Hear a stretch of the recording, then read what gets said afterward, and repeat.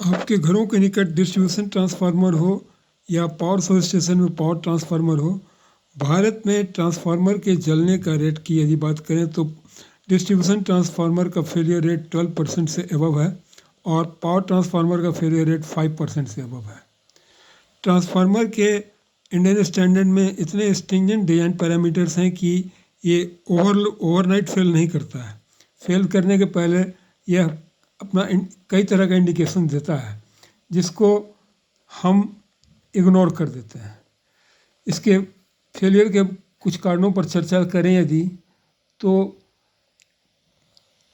Transformer oil का rising acidity, मतलब जैसे जैसे ट्रांसफार्मर हीट होते रहता है, ऑपरेशन में रहने पर हीट होते रहता है उसका ऑयल, तो उसका एसिडिटी बढ़ते जाता है और सिलिका जेल वगैरह फेल करने के कारण मॉइस्चर कंटेंट बढ़ते जाता है। फिर अगला कारण है ब्रेकडाउन वैल्यू, उसका कोलैप्स कर जाता है। ट्रांसफार्मर ऑयल का ब्रेकडाउन वैल्यू स्टार्टिंग में यदि 2.8 मिलीमीटर के गैप पर 62 के भी फेलियर रेट होना चाहिए, तो ये धीरे धीरे 5 के भी 6 के भी 7 के भी तक आ जाता है, जिससे कि लीकेज करंट बढ़ता है, ट्रांसफार्मर फेल करता है। अगला है एबनॉर्मल वाइंडिंग टेम्परेचर।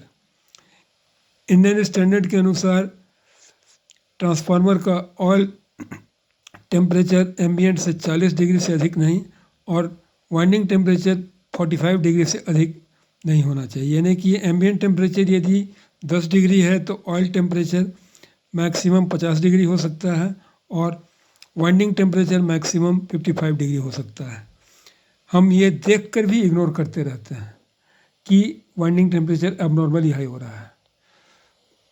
फिर उसके बाद इंक्रीजिंग टैन डेल्टा वैल्यू, इस कारण से भी ट्रांसफार्मर फेल होता है। फिर पार्शियल डिस्चार्ज, ट्रांसफार्मर का जैसे जैसे बढ़ता है ऑपरेशन में रहता है, पार्शियल डिस्चार्ज वैल्यू उसका बढ़ते रहता है। फिर इसका टैप चेंजर जो है, इसमें स्लेजेज बढ़ता है, कार्बन डिपॉजिट बढ़ता है, जिससे कि टर्न शॉर्ट होते हैं और फेलियर का कारण बनते हैं। फिर है ऑयल लीकेज। ऑयल लीकेज के कारण धीरे धीरे कोर के टॉप तक उसका ऑयल लेयर नहीं होता है, कूलिंग उसका इफेक्ट करने लगता है।